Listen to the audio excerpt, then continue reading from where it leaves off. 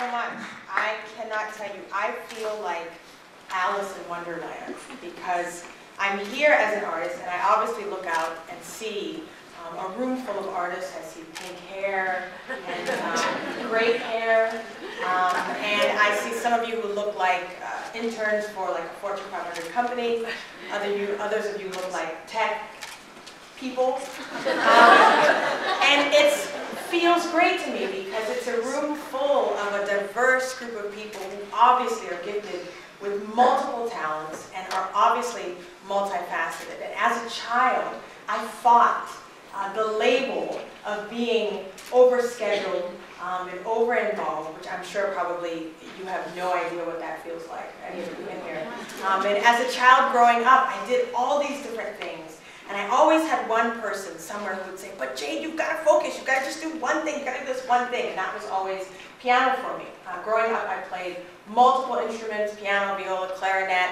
I was in the marching band, I was in the drum line, I was a drum major. In my free time, I played basketball, volleyball, and I ran track.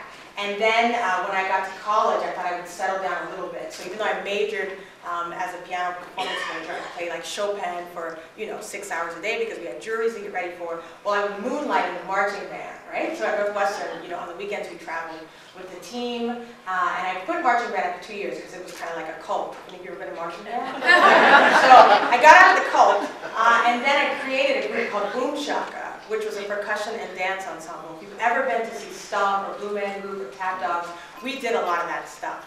And my piano professor there was always saying, gee, your music's going so well, are you ever going to just do one thing? And I'm like, I don't know if I'm created to do just one thing. And lo and behold, here I am today with a career that's a viable one, a profitable one, dare I say, because of the fact that I have these multiple facets. And so what I will talk to you about in various sessions that you'll see me in later, and a little bit today, is about kind of harnessing the multiple resources that you have access to that you probably haven't even thought to tap into. But I say I feel like Alice in Wonderland because I'm in a room of artists, and it must mean that for better or for worse, you have accepted the fact that you are indeed self-employed, right? Like you figured that out, or you're going to figure that out very soon. You also have maybe, reluctantly so, or maybe you've embraced the fact that you get to have this wonderful title of being an entrepreneur. These are things that I think are sparking a bit of a revolution amongst kind of new artists that are coming out of school and deciding they want to do things a little bit differently, they want to have more creative control. And I am one of those types of artists. So I'm going to tell you a little bit just about my story. Amy was saying that I joked about thinking one day I thought maybe somebody would discover me. Well, those of you who have been in this position, you remember what it's like maybe to be the big fish in the little pond. Well, my little pond was Charleston, South Carolina, and I was always usually the only black girl, the only African-American classical pianist in the room. I could play fast and furiously like nobody's business, so I won all the local competitions. I got $250,000 in scholarship money to go to school, so I was thinking I was pretty darn good, yeah? So I get to school, and everybody else is pretty darn good. If not absolutely amazing. And so there was that original wake-up call, but I'm cut from this cloth. My father is a civil rights activist, and my mother has worked in higher education. And the two of them, between the two of them, you never did anything halfway. Because my dad is a person who fights. You fight for everything. As an African-American, especially growing up in the South, my dad taught me that if you were going to compete against anybody, that you had to be way better than them just to be considered equal. So if you were running, you had to be faster. If you were jumping, you had to jump higher. If you were working, you had to work harder. So I grew up with this kind of mentality, like I can do anything, I can take on anybody. And if you ever wanted to challenge me, all you had to do was say, I don't think you can do that. And it was like, excuse me? In high school, when it was time to go to college, I knew that I wanted again to major in piano performance, but I wanted to be in the drum line. And at the time at Northwestern, there weren't many females in the drum line. I should say there were girls in the drum line, but they were mostly playing cymbals. I didn't want to play cymbals. I played clarinet and marching band, but you couldn't really hear the clarinet, so I wanted to play bass drum. And this new band professor at our high school, he didn't know me well. He said, well, I don't know if they're going to let someone, your size, play bass, because I didn't want to play like that little cute bass that goes dee, dee, dee, dee. I didn't want to do that one. I wanted to do that one that's like, that one, which is the number 4 bass. And so he said, I don't know if they would let you do that. So I took it as a challenge. And for my audition at Northwestern, I learned all the drum parts, right? So when I got in there, they said, okay, which drum do you want to play? I said, which drum do you want me to play? And we had a great audition. I ended up becoming the bass drum captain. Of course, I went back to the high school the next year and was like, by the way, when I went back. So I was that person that if you gave me a challenge, I was up for it. So it had never occurred to me that in classical music that I wasn't going to be the best thing walking. And I thought that while I was practicing, I just imagined that maybe director of the New York film would be on vacation, in Chicago, in Evanston, and he would happen by my practice room, hear me doing the cadenza of Rock 3, and be like, oh my gosh, this is my muse, please let's go on tour, and the rest was going to be history. And I envisioned a career, never envisioned anything else. I never thought I would be self-employed, whatever that meant. I never thought I would be an entrepreneur. I just wanted to be a concert pianist. I wanted to play only Beethoven, Chopin, Rachmaninoff, Mozart, classics. I wanted to wear nothing but evening gowns, and I wanted to only play in Carnegie Hall. If I had to slum it, I would slum it at Ravinia. That was going to be my existence. And what I'm about to tell you is probably the hardest thing that artists have to swallow, is that your success in this field, whether it's classical music, visual arts, dance, is not always linked to how great you are, because I can guarantee that most of you are pretty darn good. But much of it, especially in these days and times, will have to do with your foresight, your vision of what you want your career to be, the types of artists that you want to interact with, and most importantly, this is only a recent discovery I've made for myself, probably in the last 3 years. I used to tie success directly to what was happening at the instrument. I was only happy if I played a perfect, flawless recital. Any of you out there who are classical pianists know that it's very hard to get through a 90-minute recital without missing one note or having a memory slip. But that was the equivalent of what it meant to be successful. And I spent my first few years out of grad school, which I'll go back and tell you how I had an early career, basing my success on that.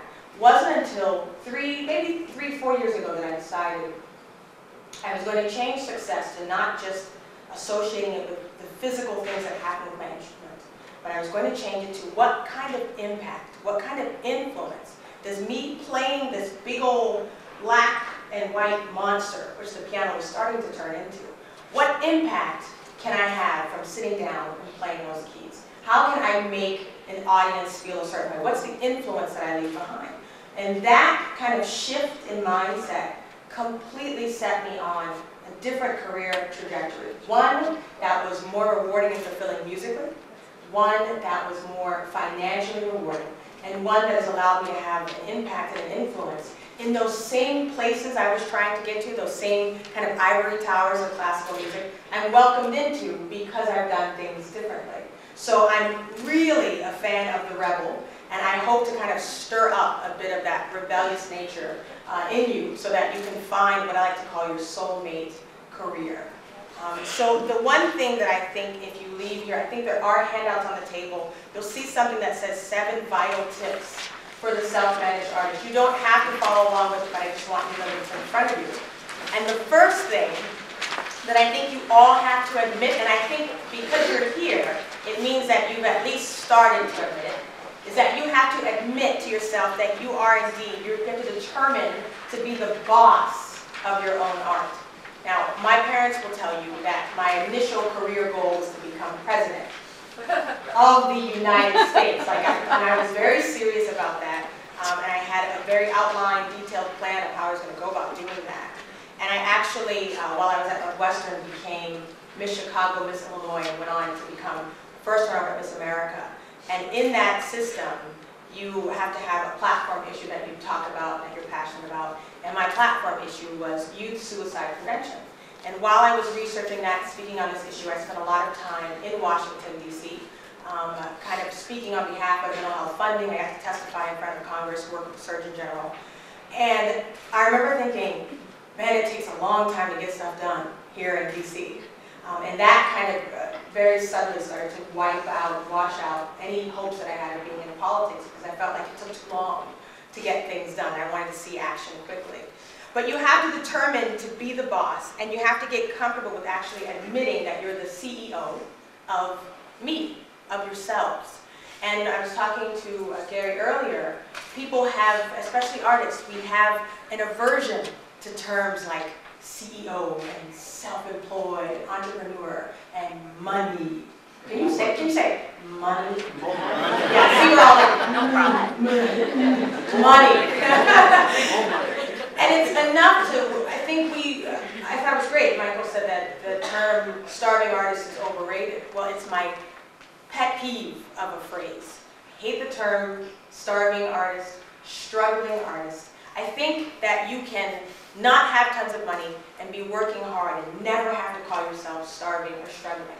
I think that our society, especially when it comes to artists, has embraced those terms. I think we've been handicapped. As much as I'm very thankful for the Coleman Foundation, I happen to actually have my own nonprofit, so if you guys have some leftover, we'll be happy to take that. But I have a nonprofit. We love the fact that we have private corporations, foundations, companies who support us. But I think in many ways, artists have been handicapped from the beginning of time with the idea of the patron and artist model. We've gotten so used to looking elsewhere for our resources that we haven't thought to think like the business world does. You know, when you think of Apple, one of my favorite companies for lots of different reasons when it comes to innovation, you know, Steve Jobs wasn't thinking about how can I get people to give me something.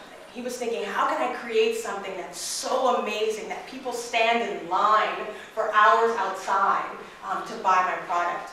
There's a great commercial. I forget who the phone company is, but they're actually trying to make fun of Apple. So they show this line of people waiting outside, and they all look like these artists, right? They have like skinny jeans and pink hair and stuff. And they're waiting outside the Apple store, and this girl's across the street with her other smartphone, maybe it's a Droid or something, and they're saying, you know, well, why aren't you over here in this line to get an Apple? And she's like, well, why would I wait? Because I can just get this right away, and it has all this great stuff. And so they ask this guy in line, well, why are you waiting in line for an Apple? And he's like, duh, because I'm an artist. And I'm like, yeah, that's how I feel too. Like I bought into this brand that Apple has sold me, that this is the brand if you want to be innovative, and this is where you go. And I believe very strongly that artists should think of themselves as artistic brands. And when you start to see yourself as the CEO of me, you start to think, how do I attract a following to me? So this is something that I'm actually a big proponent of. And when you decide that you're the boss, the excuse that you have to burn is that your artistic tendencies, they can no longer be the cause of your business weaknesses, right? So many people who I talk to, many artists, when I talk about branding or marketing, or I talk about thinking of themselves as an artistic product, they say, oh, well, you're natural at that, but I don't know how to do marketing. I don't know how to do public speaking. I'm not a graphic artist. They give me all these excuses of why they can't engage in the business side of their art. And I'm saying that if you want to make a living as an artist, you have to understand the business side of your art. So you have to commit to saying, what I'm doing is a business, and I have to learn to act and operate like a business. The second thing you have to do is to take stock of your musical, your artistic, your technical, and your business strengths and weaknesses. When I got out of school, I told you I'd come back to this. Out of graduate school, I went to Rice University, majored in piano performance there with my master's. And I got out. I had a little bit of an inkling, of course, by now, that it wasn't going to be as easy as I thought. And I realized very quickly that while I had learned how to play all this Beethoven, these great Chopin etudes, that no one had really taught me how to make a career out of playing Beethoven and Chopin etudes.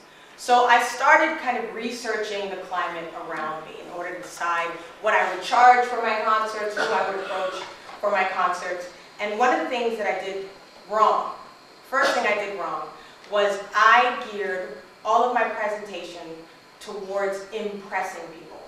And I don't know if it was an internal kind of inferiority complex, feeling like a fresh graduate out of grad school for music. I had to prove that I was actually a concert pianist. I knew that if people were like me, they probably hadn't seen many African-American female classical pianists, so I had to be extra classical, right, an extra concert pianist, because remember my upbringing. So I would program these concerts. Those of you who know classical music will know what I'm saying, I would program what I call now hurdle jumping concerts. Right? I would start with a big old fat a Bach suite, right? Because I had to prove I could play Bach. I followed that with only the late Beethoven sonatas, right? So, I mean, the earliest thing I would do would be the Appassionata, but you know, these 30, 40-minute works, and then I would go to what I call the dinner portion of the concert, which is a big fat Rachmaninoff sonata, intermission for 10 minutes, I'd come back out, and then I would probably do a series of Chopin etudes. I'd do a little bit of new music, a little new music ditty for like 2 minutes or so, and then I'd come back out with like 3 encores, Flight of the Bumblebee, all these different things, and I would get my gorgeous gowns, and at that time, I wouldn't even have to work out, because I was so rock hard from like Prokofiev concertos and stuff, and I would come on stage, and I was kind of like a samurai, you know, I would come out, you know, and I would sit down, and I would just pound my way through, you know, and I would jump that hurdle, wow, look at that, you know, Mozart, Rachmaninoff, I'd get to the end, intermission, I'd come back out, I'm sweating now, my gown has like sweat stains down the back, you know, and I would get done, I'd be like, yeah. I did that. Nobody in here can say I'm not officially a classical concert pianist. I didn't do any of that experimental music, that new music. I was official, right? And I would get done, and I'd go backstage, people bring you flowers, and I was living the dreams, I was playing these great halls, and people would come up to me, and I'm waiting for them to tell me, man, your Chopin etude, God, it was amazing. I heard Horowitz once, and yours was better, you know, all that stuff. And so I get done, and I would have these long lines. I always have long lines, and people would come up to me, and they would say, oh my gosh, that Beethoven was great, but what you had to say about the third movement just moved me to tears. My grandmother died, and I'm like, your grandmother? Did you hear the coda in that fourth bar? Did you not see? And people would, you know, she would go, okay, but this person, you know, I'd get some guy who looked like the critic from the Times or whatever, and he would say, you know, oh wow, you know, I did hear some great person play that, but what you had to talk about when you said this, and this was the pattern.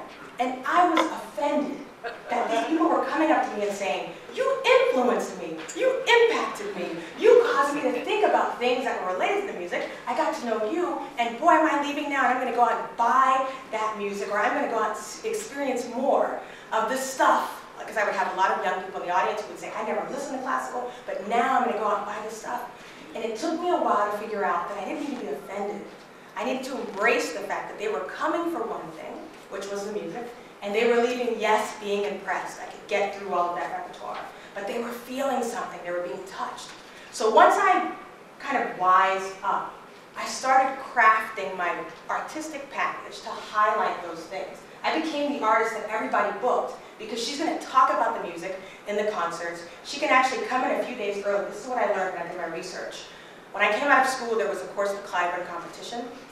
I competed in the Clyburn. I only made it, I didn't make it past the big screening recitals. And the big screening recitals have all this press and media event there. And I played well, did well, but I didn't make it to the actual, the finals of the competition. And I left there, of course, disappointed because I wanted to be in the Clyburn. So I was always keeping up with these Clyburn winners. And one of the things that I noticed right away when I got out of school is the Clyburn winners make a lot of money. That they would play concerts, and the average concert, this was, let's say, 2004. A Clyburn gold medalist would probably make anywhere from $5,000 to $8,000 per concert. So I knew coming out of school that me, as no-name Jade Simmons, couldn't charge $5,000 to $8,000 per concert because nobody knew me. I didn't have a Clyburn gold medal. So I charged, of course, well under that. I noticed that the Clyburn artists would come, play their concert, they're in probably the morning of, play that night, they're out on the first flight the next day, and that was it. Well, I thought, how do I make myself more valuable to a presenter? Well, I was really great at speaking because as Miss Illinois, I was traveling the nation, speaking up to 3 to 4 schools a day about all these various issues. So I started adding outreach to my package as an artist. I can come to your area, play my concert, but I can come a few days earlier and speak in elementary, middle school, high school. None of those kids scared me, I could do it. And so not only was I now allowing myself to reach a broader audience, but the presenter was able to have their name out in the community saying, you know, the Houston Symphony brings you to this elementary school and they get this recognition. I wanted to do master classes, I started adding all all these things to my package that then made me more valuable. So it got to be that when a presenter would say, well, here's this young competition winner, and here's this young girl, and she also adds A, B, C, D, E, F, and G to her package, and they charge the same amount. Who am I going to have to come in? Well, I would win out all these gigs. So it got to a point where I was having this full calendar on my the year and a half after I got out of graduate school. And I was doing it because I was kind of watching what everybody else was doing and adding more to what I could do. And so even as a fledgling artist, I had a profitable career because I could eventually charge more for what I was offering. This is when you're going to start finding yourself cringing. She's talking about money. So I would start to charge more because what I was offering was more value than just a concert. So to have me come in and speak at an extra school or give an extra presentation was worth more. So I began to charge more for that. And they weren't saying, well, that's an expensive artist. They were saying, man, we are getting our bang for our buck. Look at what she's doing and the kind of lasting influence she has in the community beyond the concert. So I started to take stock of all those musical strengths, and that allowed me to determine what I could add to my package to become more valuable. You have to find out what you like and what you do well. That's the third tip. And this is going to be the foundation for your activities moving forward. I told you about my hurdle jumping concerts, my sweaty hurdle jumping concerts. Well, I had fun playing a lot of that music, but most of it I was playing because I thought that's what a concert pianist was supposed to play. I had this rich musical background that included, of course, concert music that I had done since I was a child. But I was exposed to African drumming because my father played African drums. I grew up listening to everything. I loved hip-hop, loved R&B. I was telling a group of students earlier, I had a picture as a child of me in headphones, and I'm just dancing. And I told my mom, I said, what am I listening to? And she said, that was about 9 or 10. She said, you could have been listening to, and this will date me, Salt and Pepper. Do you know who that is? Yeah. Someone in the back saying, yeah! I could have been listening to that. I could have been listening, I don't know, to a Beethoven symphony. All I knew was that music moved me. It didn't matter what the genre was. So as a youngster, I never really made a distinction between genres. So the wonderful irony today is that I actually present concerts that have a mix, a mashup, of lots of experimental music that I used to think, if I play that stuff, people are going to think I'm not a serious classical musician. So I started to broaden my palette and include the music that felt like me, that I could play.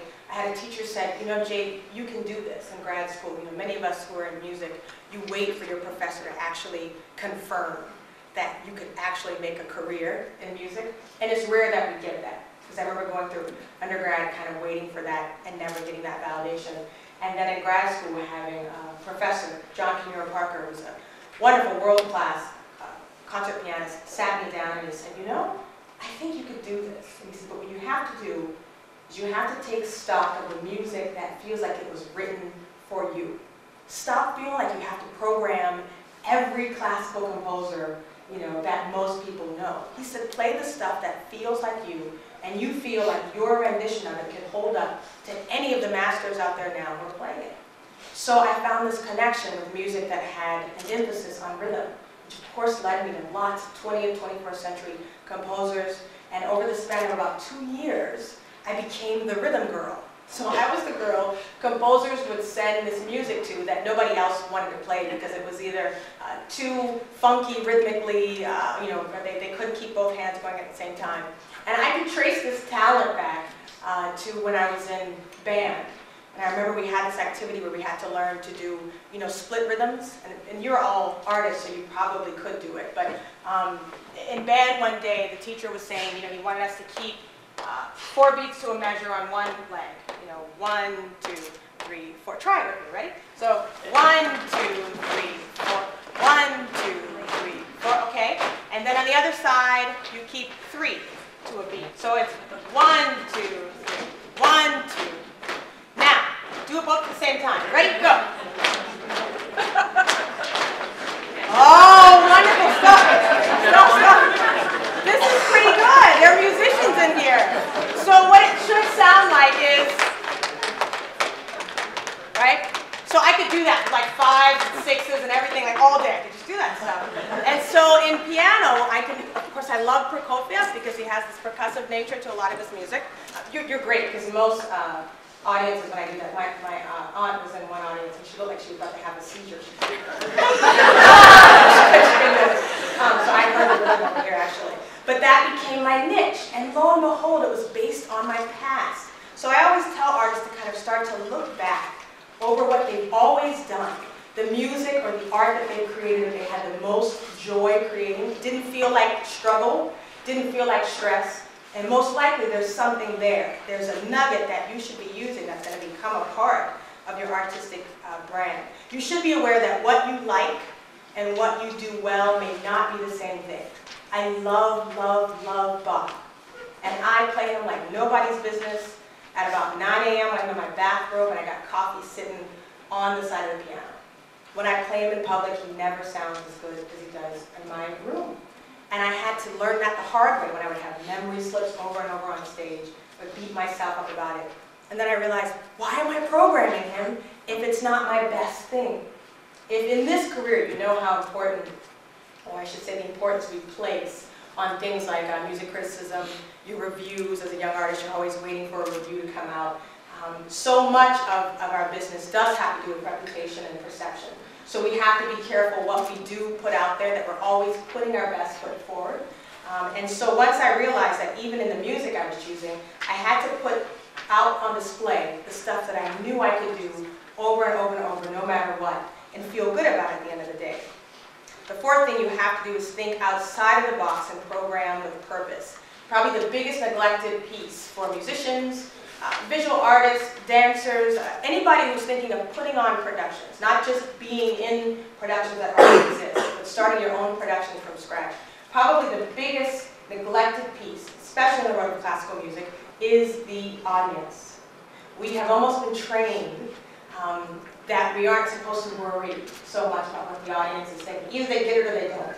They're either dumb or they're smart. Yeah? Sometimes I watch symphonies advertise, great Mahler symphonies, right? And they'll say, "Come to hear us play Mahler. It's Mahler. Come. It's Mahler." You know, and everybody out in the real world is like, who's Mahler? You know, and unless you already know Mahler, or you already know why a Beethoven symphony is great, there's nothing enticing to the average person walking about who loves music and would love classical music. But there's nothing about the marketing that draws them in. So part of what I've been trying to encourage artists to do is to think about their artists from the beginning to the end. And your program, your exhibit, your production should be, and this is often a taboo piece, should be a reflection of who you are. Yes, the music has a sense of kind of a sacred quality to it. We should put the needs of the composer first. We should be thinking about what they would want.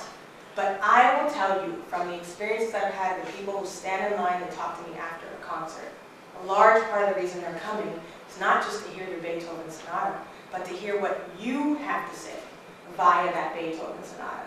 They love the stories I was telling because it gave them a different way to listen to a piece that they either thought they have known all their lives or they were being introduced to for the first time. It's why I can do a program that spans Mozart to Tania Leon, who's an Afro-Cuban composer still living, and have people who came for the Mozart say, "Wow, Mozart was great, but what was that wild Cuban stuff you were doing?" Or the people who come for the new music, you know, and said, "Well, I didn't think I was going to really like all that fuddy-duddy stuff, but I can't believe how amazing Rachmaninoff is." Now, to me, it's like, "You didn't know Rachmaninoff was amazing? Oh my gosh, what's wrong with you?" Because I've grown up with it. But you have to understand your audience is coming from, if you're lucky, your audience is coming from all walks of life. And you want to give them each something to hold on to. And the main thing, the easiest thing for them to hold on to is you, because you're up there presenting the art. So the fear that you have to banish with that is that you can't be afraid of looking gimmicky, because you won't be gimmicky if this new act that you're presenting, this new production, really comes from a reflection of who you are. Now, what I do in concerts, and people say, "Well, I've never seen you like that." Well, it's not because I'm pretending to be something I'm not. I'm simply revealing a side of myself that maybe one demographic hasn't seen. For most of my career, until the last 3, 4, 5 years, I was always doing, how did I say it, not letting your right hand know what the left hand is doing. So I'd play these concerts where I was in fancy concert halls and in these fancy gowns. And then I started doing this experimental music where I was wearing like a mohawk and leather, and I'd be in these these alternative clubs. Like if you go to New York, there's these great spaces, Le Poisson Rouge, Band Cafe. You have these great audiences, these younger demographic audience, very diverse audience. And I was playing this experimental music. I even do music with a guy who does live electronics for me. And he does live, he creates hip-hop beats on the spot. But you have to imagine, here I am, this guy who does the beats for me is a white guy, and he moonlights as a punk rock one-man show. But he creates hip-hop beats for me. So here we are on stage, the black female classical pianist and the white hip-hop guy. And I love it because it's not at all what the audience expects. They don't expect to see me, and they don't expect to see him doing what he's doing. And it's such a wonderful mix. And so it means that the more mixed up we are, the more mixed up our audience looks. And then you begin to find your own tribe, which I'll talk about in some of the other sessions. So don't worry about looking gimmicky as long as what you're trying that's new is really a reflection of you. You have to get comfortable, this is tip number 5, with public speaking. And that means that you find your unique voice, especially when it comes to social media. We're doing, I think, a social media panel, so I won't go into most of that. But the quickest, most accurate form of communication and engagement is really an honest interaction. And so when we talk on the social media platforms, you'll hear me talk a lot about being you, who you really are, and learning your demographics. I keep talking about the audience being a neglected piece. In the UK, there was a study done, I think in 2005, that the reason most people didn't go to classical music concerts was because they had already been to a classical music concert. Right? It was a sobering statistic because we classical musicians had tricked ourselves into believing the reason you don't come is because you don't know any better. Poor you, you weren't educated about the music. And if you came, you'd be lost because somebody's got to teach you about Brahms from the age of 3 in order for you to understand one of the symphonies when you come. And we have all these excuses. Or with new music, we say, well, they just didn't get it. This was above their pay grade. They just didn't understand it. And this study was enlightening because people had gone. They'd stepped out of their comfort zone, went to the symphony, fallen asleep, or didn't feel connected. Now, the excuses they gave, people who were not affluent felt like their stereotype was that classical music was for rich people. It was a status thing. People who were minorities, and this was done in the UK, so mostly African Americans, Asians, and Asian Indian. They'd ask them, what was your barrier? And they said, well, I went in the audience. I didn't see anybody else who looked like me. I felt uncomfortable. I felt out of place. And the biggest stifling concern for them was that they said, I didn't know how to act. I didn't know how to behave. And they said, I'm listening, and there's like this cool part. And my instinct is, oh, I want to clap, because that was amazing. Maybe it was in between a movement. Don't you dare clap, Or they felt like something had a groove to it, and they felt their body doing this, and I thought, no, I can't, this is classical. So they felt constricted. And so a big part of what I do as a performer is to change the atmosphere, the environment of the concert. That the same way you see Beyonce working it out on Single Ladies or whatever, if I'm at the piano, you're probably going to see me moving, because I can't help it, the music moves me. I had a little girl at an outreach program. I'd given them this long explanation of Prokofiev and how difficult it was, and this last movement of the 7th piano sonata for those Euro pianists has this great 7/8 groove to it. And I'm talking about the machine and the industrial age and why this is so complicated and the rhythms are so complex. So when I get done, she says, does your head hurt after you play? And I said, oh, you mean because I talked about the complex rhythms? I said, no, it's not that bad. I was probably exaggerating. She said, no, because you do like this the whole time. I'm sorry, when I hear Prokofiev, it's just sheer groove to me. That's just how I play it. And I've made a habit of not inhibiting myself. I do give master classes that focus on performance presentation and stage presence because nobody really talks about that. How many of you are musicians in here? And how many of you, if you were in college for music, has your major professor addressed stage presence or audience engagement? Raise your hand if they have. Good, that's a huge number.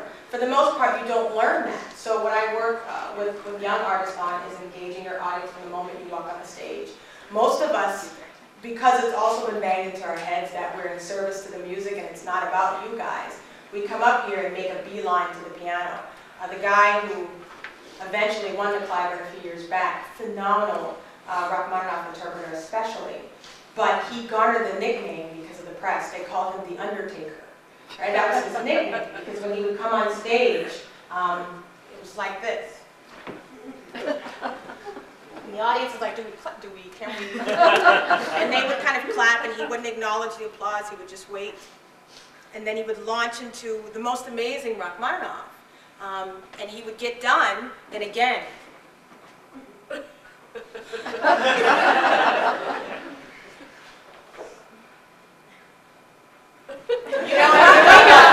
And the whole audience feels held captive. There was this beautiful music in the middle of this, but they didn't even feel like they could really enjoy it. So I talk a lot about being in control of your audience, being able to take them on kind of an emotional ride. The same way that if you were giving a good public speech and you're all excited and riled up, but then you want people to really listen. So then you speak a little bit softer, you pace yourself. You stare at somebody in the eye. And you get really uncomfortable and start laughing. I mean, there's all this power that you have. There's all this power that you have that I try to get artists to tap into. One of the last things that I encourage you to do especially is to go hunt for your tribe. I forget the guy, the marketing guy, who came up with that term of finding your tribe. Godin? Seth Godin. I came up with this idea of, we all have a tribe. I think he's more of a marketing guru, but I've learned it even with my interactions on social media, that there are people who are just like you, who love the type of music, the type of art that you're creating, but they just don't know it yet. Biggest example, you're going to laugh me out of the room, you're never going to have me back after I say this, but the best example, aside from Lady Gaga, the best example of finding one's tribe and being able to have an amazing scope of influence now and an amazing profit is Snooki from Jersey Shore. I wish, for those of you who don't know what I'm talking about, I should have brought her picture and had it put up there for you. Snooki, let me describe. Jersey Shore, if you haven't heard this controversial reality show, well, it's supposed to be a bunch of Italian kids, but now we know they're actually not really Italian, most of them. Italian-American kids, and they caused an uproar. The state of New Jersey was like, we don't want them here. But basically, MTV houses them for a summer on the Jersey Shore, and they do nothing but drink and fight, and you know the other stuff. So they're in this house, and Snooki has become kind of the breakout star, and she's about yay high, little pint-sized figure, and she wears this, she's this, jet black hair, leopard print. She wears this leopard print everything. She walks around in these big fluffy slippers.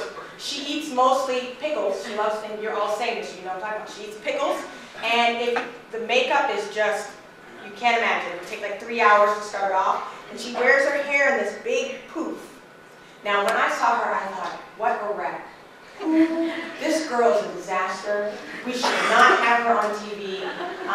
And she's a full-figured girl, and she doesn't wear stuff that covers up the full-figuredness, right? And she has become the breakout star. This girl, I've looked this up, she has copyrights on the name Snooki. She now has a line of designer big slippers. She is a spokesperson for pistachios. And she just got a new position to be a spokesperson for pickles. And I thought it was just the most ridiculous thing. Let me tell you what Snooki did. Snooki said, I could care less what Jade Simmons thinks about me. I don't know Jade. Jade would never like me anyway. Jade and I are into the same things. But I believe in my heart that there's an army of other Snookies out there. And I thought that was the wildest, most far-fetched thing to think. And lo and behold, when I tell you that they're an army of underage Snookies, there's like a pre-teen demographic of little Snookies, Lord help us. They're all about 6 to 9 years old. There's a demographic of Snookies who are her age, that party like her, they have her philosophy. She's created kind of her own lingo and people copy it. Her Twitter page, and she's actually very hilarious. And on Twitter, she says things that I might find vulgar or I don't get it. She calls herself a little meatball. So if you're like a small Italian-American slightly full-figured girl, you're a little meatball. And I thought that was offensive, but apparently a lot of women are going around saying, I'm a meatball. And then, this is probably the worst demographic that she's found. There's a middle-aged Snooki demographic. And these are women ages, I'll put myself in there, I'm 34. So let's say 35 to too old to be dressing like Snooki.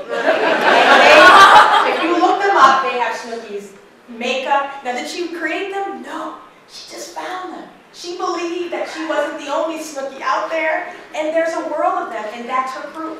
And when she's on Twitter, she doesn't worry about what I'm thinking about her. She just talks to her crew. And what I'm telling you is that as an artist, and this is not to put Snooki down, I believe that you have something probably a little bit more value than what she offers. And I think that it's insanity to not find the group that's going to gravitate to you. What happened for Snooki is she found 2 or 3 other Snookies, and they said, oh, I know like 10 other Snookies right around the corner. And they all brought them in. So her marketing and everything was done for her because she found her people who found her people for her. So I encourage you to find your people. We'll talk about that more, those of you who are taking the social media. If you're going to be in that breakout, I think on our panel there we're talking about that. Because the new age now, we don't have simply fans. I don't even use that word. Your fans now are your cohorts. And those are the people that carry your message for you.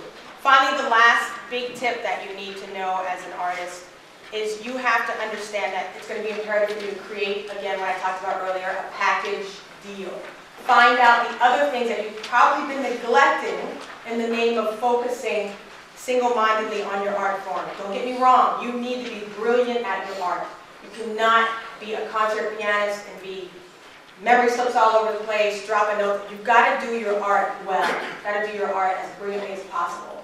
And then you've got to take the blinders off and say, what else do I do well? I have interest in psychology, politics, race and culture, visual art, and I have brought all of those things into my concerts. I have a concert that combines, talks about synesthesia and combines the artwork of Kandinsky with the music of Scriabin. Just did a lecture on the creative impulse, talk about music cognition. So don't downplay your other talents because they're going to come into play when you're creating a package that makes you marketable and more viable. And think of 3 things when it comes to creating your package deal. You want to think of the presenter. You want to make sure they get more bang for their buck. It gives them more to market, actually, when you're coming to town. You want to think of the community because your job as an artist, it sounds very kumbaya, but your job as an artist is to make an impact. When I go in schools, I know that many of these kids, especially African American, Hispanic American populations, are not going to see another black female concert pianist. So it's my job in 45 minutes to not only prove that classical music is cool, but to dispel any stereotypes associated with who should be playing classical music, what classical music sounds like. And lastly, believe it or not, I want you to consider yourself. You should be making art that makes you happy to create, and you should be looking at ways to put yourself in your art and give that part of yourself to the community around you. On that worksheet, I do have an ebook out called Merge Already. It's the ultimate guide to career building for emerging artists. And I'm telling you that now because there's a code on there that's wrong, but I want to give you the real code so you can get it for a discount. Because right now you're just in love with me, you want to pull out your smartphone, download the book right now, so just so you have this. The actual coupon code is QG, I would use caps, 24E as in Edward. And that book talks through just about everything I've talked about, but in detail, gives you actual action tips on how to start the process of career building outside of school. But I want to open the floor to questions really quickly before I let you go, because I know you have another session. Just 2 or 3. Anybody have questions before I let you go? None? I can't see. Anyone? No questions. You understood everything? You got it? You're ready to go? No. Yes. You've had to have some naysayers along the way. Some people who said, don't do this, don't go forward, and we think you're nuts doing what you're doing. How do you handle a naysayer? How would you, did you have enough self-confidence? You just went through that? Sure. Gary's asking about naysayers along the way. Well, you have different versions of that. I was lucky because I was sheltered away by parents who said, do whatever you want to do, we'll figure out a way to do it. And so that's the kind of upbringing I had. But within classical music, you do face certain stereotypes. I can tell you that as an African-American female classical pianist, my journey might be a little bit different than the average concert pianist. Any of you following Lynn's Sanity, you know, with Jeremy Lin playing for the Knicks, it's a great interview where he was talking about, the reporter was asking him if he witnessed any stereotypes, you know, against Asians in the NBA, because there are tons of them. And he said, you know, the most baffling thing is when they say stuff and I don't know if it's because of my race or not. For instance, he said, one commentator said, wow, look at Lynn, he's deceptively quick. And he said, well, I'm a point guard, like, shouldn't I be quick? Like, is it deceptive because I'm Asian? Or, oh wow, unexpectedly, he was strong enough to do this or that. And he's like, why is it? And then he started thinking, oh, well, it's maybe stereotypes associated with Asians, that they don't see Asians doing these things or being quick or being strong or powerful. And I can say in classical music, I've had reviews where I had one critic who said, oh, I mean, that rhythmic music was, you know, right up her alley, and the music that focused on, you know, the Latin rhythms or the African rhythms, that was amazing. And surprisingly, her Mozart was quite refined. And you think to yourself, well, why am I surprised? I went to school for it. But in fact, I spent most of my career in the beginning playing that music. So you have not necessarily an open atmosphere of naysaying, but you do have to kind of, you know, be able to center yourself and understand when things are meant in a mean way and when things are just an opportunity for education. And a lot of my career has been that. I mean, the things people have said to me in the spirit of trying to give me a compliment have been hilarious. I had a woman say to me, you are just so gorgeous, and I saw your picture on the paper, I saw your Miss America, so I came because I wanted to see what you were going to wear. But she said, I had no idea you were going to be able to play that well, and I was wrong! And she's looking at me like, you can jump up and down now. You know? And that was a woman, from another woman having an idea of what it meant to be a female, and then if I looked a certain way, if I didn't dress in drab concert dress with no makeup and looked like I was tortured, then I must be some kind of gimmick, some kind of a product. I had an older white guy back in Myrtle Beach, South Carolina. As a 13-year-old, I won a Beethoven competition. And he was probably, you know, 106 years old. Yeah, he was hunched over, he had a seersucker suit on, blue and white stripe, straw hat. I mean, all he needed was like that piece of straw, you know. And so he comes up to me afterwards and he says, young lady, you are a credit to your race. And the first thing I was thinking is, hopefully my dad's not in here. I was worried for this man. And he went on to put his foot in his mouth further, and he said, I just wish the rest of them were just like you. And you're all, you know, cringing. And I remember being 13, 14, I think, and I knew he was trying to give me the biggest praise ever, because the only stereotype he'd seen of black people, African Americans, were very negative ones.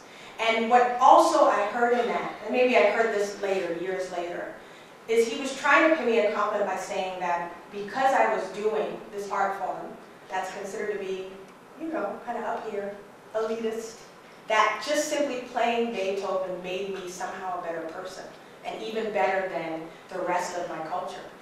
And that, to me, is an offensive ideology. So when I take classical music into the schools, it's not about saying, you need this music because it's going to make you a better person, but because this is amazing music, and just like the stuff you're listening to on the radio, or your computers on your iPod, it has the power to move. So my goal has been to move people, and hopefully I've moved you a little bit today. I look forward to meeting you. Please do come up to me. I do bite, so be careful. but I look forward to meeting you all later. Thank you so much.